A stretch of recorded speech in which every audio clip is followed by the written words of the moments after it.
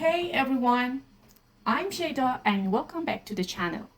In this video, we're going beyond basic modeling. We're building a smart parametric sheet metal part in CATIA V5 using real OEM workflows like those at Renault or Toyota. But what does OEM really mean? OEM stands for Original Equipment Manufacturer. Engineers in these companies create parts that must adapt across models, sublayers, and factories. That's why their CAD models are rule-driven, flexible, and reusable, not just fixed geometry. In this tutorial, we'll set up a product structure, define key parameters and formulas, automate decisions with rules and reactions, link Excel design tables, and build in design checks for safety. This is not just a model. It's how professional engineers design at scale. Let's get started. Step 1. Start with the product. In OEM automotive companies, the standard practice is to start with the product, not just a part. Because OEM design isn't about one isolated part, it's about managing how parts interact inside assemblies, how they connect to manufacturing systems, and how data is shared across engineering teams. Creating a product structure from the beginning allows assembly level control, modular part development, easy integration into a PLM system like Innovia or Teamcenter, better collaboration with suppliers. So let's set this up the right way. Go to File, New, Product, okay, name it Bracket Assembly, and this creates a blank product container just like you'd have in a real vehicle program. Now let's insert the part into the bracket. Right-click the product tree, Components, New Part, and name it Bracket Sheet Metal. Think of this as one component inside a bigger assembly, like a bracket mounted on a body panel. Finally, switch to correct workbench, Generative Sheet Metal Design, Start, Mechanical Design, and Generative Sheet Metal Design. Okay? This workbench gives us the tools to build the part as it would actually be manufactured, with bones, flanges, and thickness rules. Alright, now we're ready to build a fully parametric part in a structure that matches real OEM workflow. Step 2, define parameters. Now that we've set up the product structure, let's create the brains of our model, that parameters. In an OEM workflow, everything is controlled by parameters: length, material, hole size, number of holes, even logic and safety rules. Because OEMs build families of parts, the same bracket might be used on 3 vehicle models, with small changes in size or material. By using parameters, we can update the model instantly without redrawing anything. Go to Tools, Formula, start by creating the core parameters that define the geometry and logic of the part. Add the following parameters. The parameters give us full control over the design. Later, we'll link them to rules, geometry, and Excel tables. So changing one value updates the whole part. This is the foundation of parametric design in CATIA. And in real OEM environments, every model you build starts with a parameter structure like this. One more thing, let's add a parameter for spacing between the holes, which we'll calculate using formula in the next step. First, select type, length, okay? Add new parameter of type and name it hole spacing. Hole space. Leave it blank for now. Okay, all right. We've now defined our design intent using parameters, just like OEM engineers do before building geometry. In the next step, we'll make these parameters work together using formulas, so your part becomes logic-driven, not just dimension. Step 3. Add formulas. Now that we've defined our parameters, let's connect them using formulas. In OEM engineering, formulas are used to define relationships between parameters. This ensures consistency, avoids manual errors, and saves time when part size change. Go to Tools, Formula Editor, find the parameter, hole spacing, and add formula to define a formula and enter this formula and click OK. It calculates the distance between holes so they're evenly spaced across the length of the plate, with one hole starting after the edge, one ending before the opposite edge, and the rest is distributed between. This is a classic use case in bracket design. One formula gives you consistent, scalable layout logic. Now, when you change plate lengths or num holes, the spacing updates automatically. No need to manually adjust anything. In the next step, we'll take it further by adding rule that changes thickness automatically based on material type, just like you'd find in a real automotive design standard. Step 4. Add rule. In a real OEM environment, engineers don't just choose dimensions. They follow materials standards and design rules that ensure strength, manufacturability, and safety. One of the most common rules is material controls thickness. For example, if the bracket is made of steel, it might need to be thicker than if it's made of aluminum. We can build that logic directly into our model using a rule. A rule in CATIA is simple. It lets you control one parameter based on the value of another, like how an engineer follows a company design standard. Go to Start, Knowledgeware and Knowledge Advisor, Rule, and rename it, and click OK. And write this. This rules tells CATIA if the designer chooses steel, set the part to 5 mm thick. If the designer chooses aluminum, set it to 3 mm. This is exactly how rules work inside OEM CAD templates. They automate standard decisions so engineers don't forget critical specifications. It also makes your part safer and more consistent, especially when used across multiple models or by different teams. Now that we've got logic built into our design, let's move on to building the actual sheet metal geometry and link it directly to these parameters. Step 5. Build sheet metal geometry. Now that our parameters, formulas, and logic are set up, let's create the actual geometry of the bracket using the generative sheet metal design workbench. Remember, we're not just sketching, we're building a fully parametric sheet metal part with intelligent behavior. Make sure you're in generative sheet metal design. Create the base wall. First, we'll start with the wall, which acts as the flat base of the bracket. Click Wall, select the plane, and enter the sketcher. Inside the sketch, draw a simple rectangle. Constrain it with dimensions, but instead of fixed values, link it to the parameters.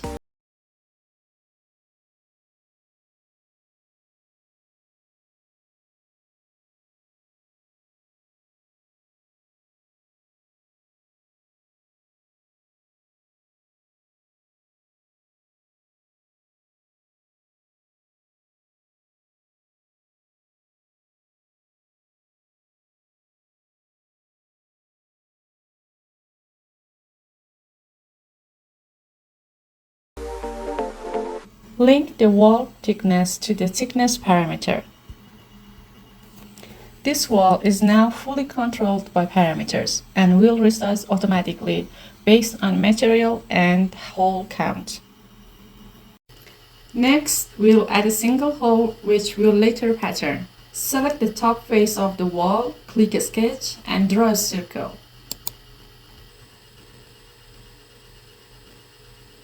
Add constraint. This ensures the hole is centered vertically and spaced automatically based on part lengths.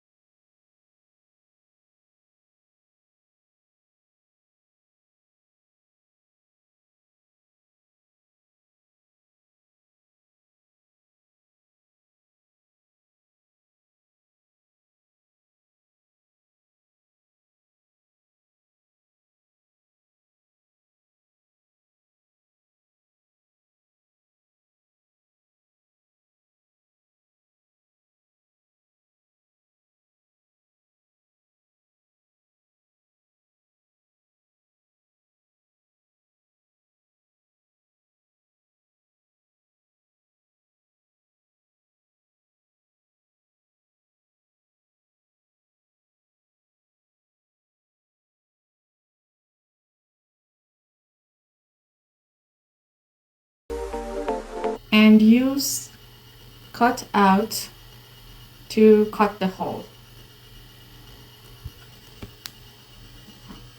Now we'll create the full row of holes using a rectangular pattern.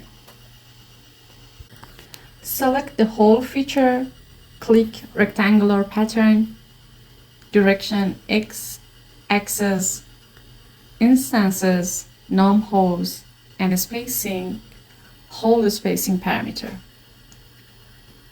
With this setup, if you change the number of holes or the part lengths, the spacing adjusts and all holes are correctly positioned. This is exactly how parametric geometry should behave: responsive, clean, and rule-driven.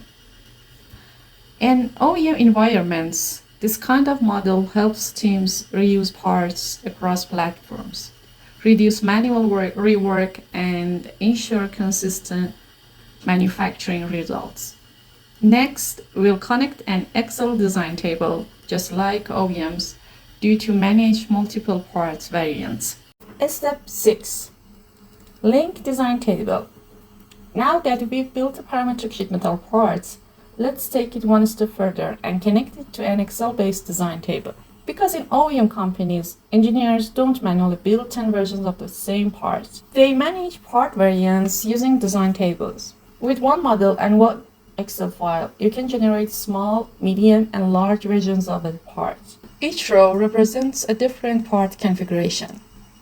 This could be for different car models, trim levels, or regions, all using the same base geometry. Go to the knowledge toolbar and go to the design table. Click OK and select your file.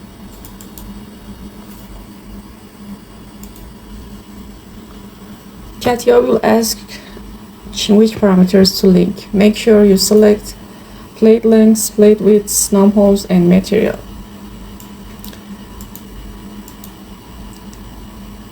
Plate lengths,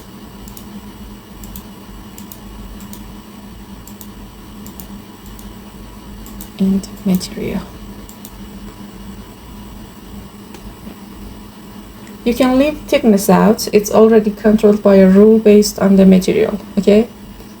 Click OK to finish linking. Now your model is connected to the Excel table.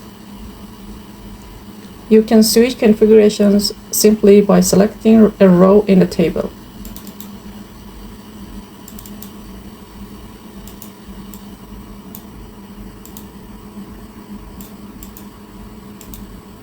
Okay? Whether it's 3 variants or 30, this approach saves time, ensures consistency, and connects your CAD models directly to engineering configuration data. Next, we'll add a check to validate your design and warn you if someone breaks a rule. Step 7. Add a check. In any professional engineering environment, especially in OEMs, mistakes might be caught early before they reach production or cause part failures. That's where checks come in. A check in CATIA allows you to define a rule that monitors your parameters and alerts you if something violates your design intent. For example, let's say your company has a rule. The hole diameter must never be more than 20% of the plate width. That's a functional safety limit, and we can build it into the model using a check. Go to Start, Knowledgeware, and Knowledge Advisor. Click Check, and in the check editor, write the condition like this. Okay. Make sure the check is activated in the specification tree. Now, the check will monitor your parts every time you update it. This prevents engineering errors from slipping through, just like internal QA rules used by OEMs. Checks are a powerful part of knowledgeware in CATIA. They help standardize models across teams, enforce safety margins, and reduce costly mistakes before they go to manufacturing. Next, we'll add a reaction, an automatic adjustment that kicks in when something changes. Step 8. Add a reaction. Now, let's take our parametric model to the next level by adding a reaction. In CATIA, a reaction is a special type of rule that automatically triggers when a parameter changes. Like an event in programming, it reacts to change and then runs logic based on that. This is incredibly useful in OEM workflows, where late-stage changes like adjusting lengths or material need to automatically update the model without missing anything. Go to reaction, source type, owner, before update, and edit action. In the editor, write and click OK.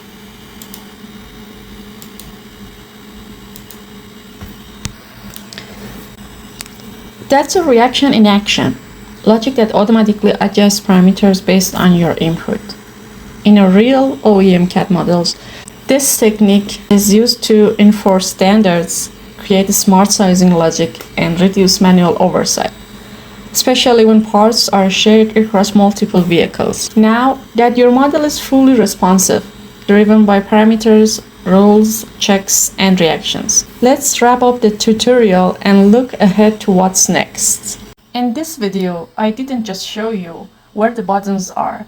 I showed you how engineers in real OEMs build logic-driven, validated, and scalable CAD models that power automotive production lines. Everything we use today, the CATIA model, the Excel design table, and even the full script is available for you on GitHub. Link in the description. Download it, study it, and practice it yourself. And in the next video, we're stepping into automation.